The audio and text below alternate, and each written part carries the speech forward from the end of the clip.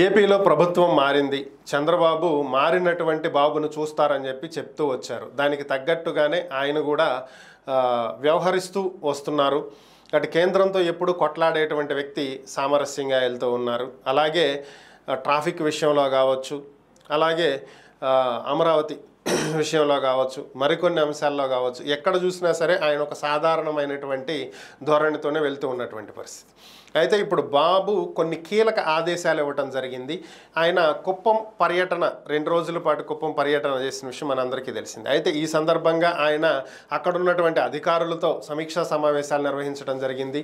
కుప్పంని త్వరితగతిన అభివృద్ధి చేయాలని, నెల రోజుల్లోగా కుప్పంలో అభివృద్ధి కనిపించాలని చెప్పి ఆదేశాలు ఇచ్చారు. ఇక్కడ వరకు బాగానే ఉంది.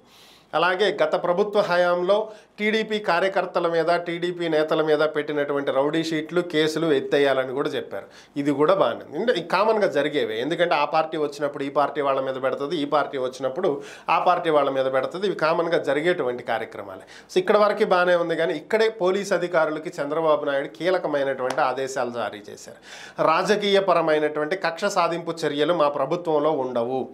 అలాగే అనవసరంగా ఏ ఒక్క పార్టీ కార్యకర్త మీద కూడా కేసులు పెట్టొద్దు, రౌడీ షీట్లు ఓపెన్ చేయొద్దు. అది మా పార్టీయే కాదు, వైసీపీ అయినా సరే, ఏ పార్టీ అయినా సరే. కారణం లేకుండా, నిజంగా అక్కడ ఏది జరగకుండా కావాలని కక్ష సాధింపు చర్యల కోసం రౌడీ షీట్లు పెట్టకండి. ఇది కీలకమైనటువంటి ఆదేశాలు చంద్రబాబు నాయుడు పోలీసులకు ఇవ్వటం జరిగింది.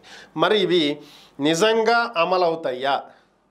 నిజంగా అమలవుతే మాత్రం అసలు ఏపీలో ఫస్ట్ క్లాస్ సుహృద్భావ వాతావరణం నెలకొంటుంది. ఎందుకని అంటే గత ప్రభుత్వ హయాంలో చూసాం, వీళ్ళు వాళ్ళని దూషించుకుంటారు, కొట్టుకుంటారు, కేసులు పెట్టుకుంటారు, ఇవన్నీ చూసాం.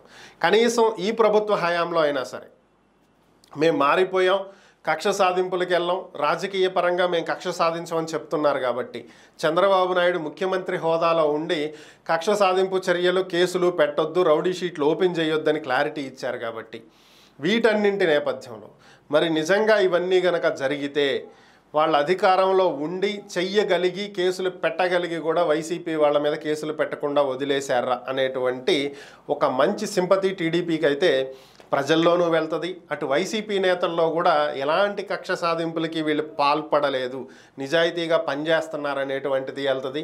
భవిష్యత్తులో కూడా ఈ రెండు పార్టీల కార్యకర్తల మధ్య గొడవలు లేకుండా ఉంటాయి. పైనున్న నాయకులు బాగానే ఉంటారు, కిందున్న కార్యకర్తలే పాపం కొట్టుకుని ఫ్యామిలీలకి దూరమై జైల్లో పడి ఏడుస్తున్నారు. అలాంటి ఇక నుంచి అన్నా లేకుండా ఉంటాయి. మరి ఇది ఎంతవరకు అమలు అవుతుందో చూడాలి.